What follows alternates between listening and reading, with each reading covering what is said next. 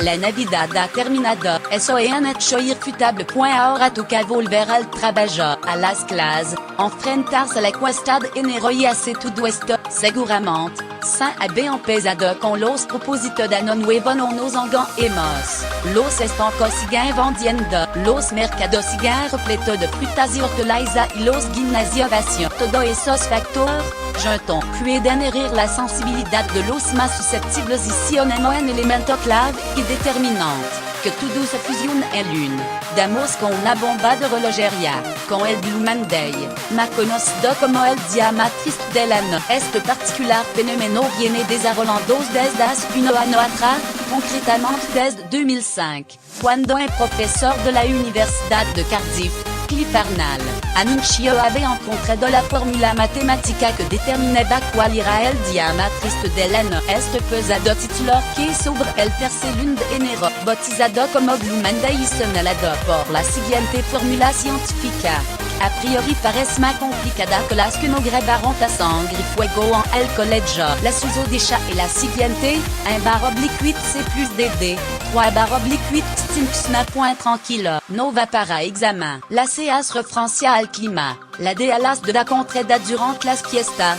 D y el dinero que cobraremos a final de enero. T y el tiempo ha pasado desde la Navidad. Y el tiempo ha transcurrido desde el último intento de Jarema al hábito en las motivaciones conectan y la representa la necesidad de actuar para cambiar todo lo negativo que rodea nuestra vida. Esa es la arquitectura del Blue Monday. A pesar de que esto suene, o soli, muy profesional, la mayoría de los científicos han categorizado este fenómeno como una pseudociencia y algunos incluso han atrevido a calificarlo de sin sentido. Existen algunos factores que apoyan esta hipótesis. El primero de ellos y el más esclarecedor, y que la investigación que dio nombre a esta teoría nació como parte de una estrategia publicitaria de una compañía de viajes desapercibida, Sky Travel. Además, Arnall ya era conocido por este tipo de proyecto especializado como life coach y consultor de felicidad. Había ideado ya otra formulación similar, como la que determinaba cuál era el día más feliz del año 20 de junio. Para los interesados, una para diseñar el juguete perfecto y otra para vivir el fin de semana ideal. En mi opinión, suena más a ardi publicitario que a otra cosa. Esas son las palabras d'Anthony Martinez, psicólogo, cuando, en conversación con 5, se le preguntó por el Blue Monday, especializado en psicología positiva. Para Martinez, este fenómeno no se corresponde con nada que tenga que ver con algo sólido. No obstante, admite que como dato surgido en cálculo estadístico tiene su interés. Aunque escéptico del Blue Monday, el experto psicos anima a dar unos cuantos consejos para combatir la temida fecha. Podemos hacer bastante cosa para que este día y sucesivos sean positivos. Por ejemplo, dar un paso en esos objetivos de año nuevo. El movimiento se hace andando. Y hoy puede ser un buen día para conectar con aquella actividad.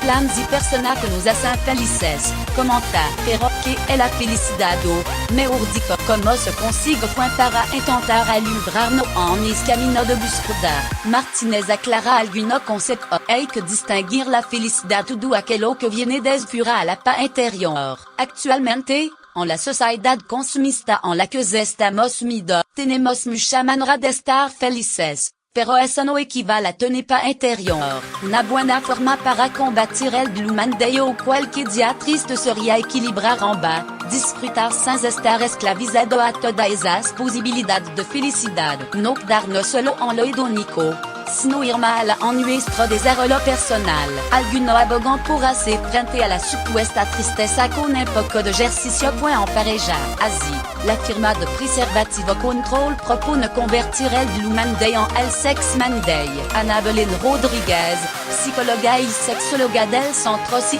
colaboradora de Control, abunda en esta iniciativa, y hace hincapié en las distintas aportaciones del sexo tanto a nivel emocional como físico. Es importante ir más allá de la liberación de endorfina, hormona de la felicidad, que se produce durante la práctica sexual como única explicación para el bienestar que se puede alcanzar con el sexo, y que profundizar en su contribución a todos los niveles. Ya saben, contra la depresión. Ahora todo da en mano de los lectores, existe el Blue Monday, y en cuanto publicitario, se crea lo que si un hecho es que si entre podemos combatir un día triste, ansioso el peor del ano.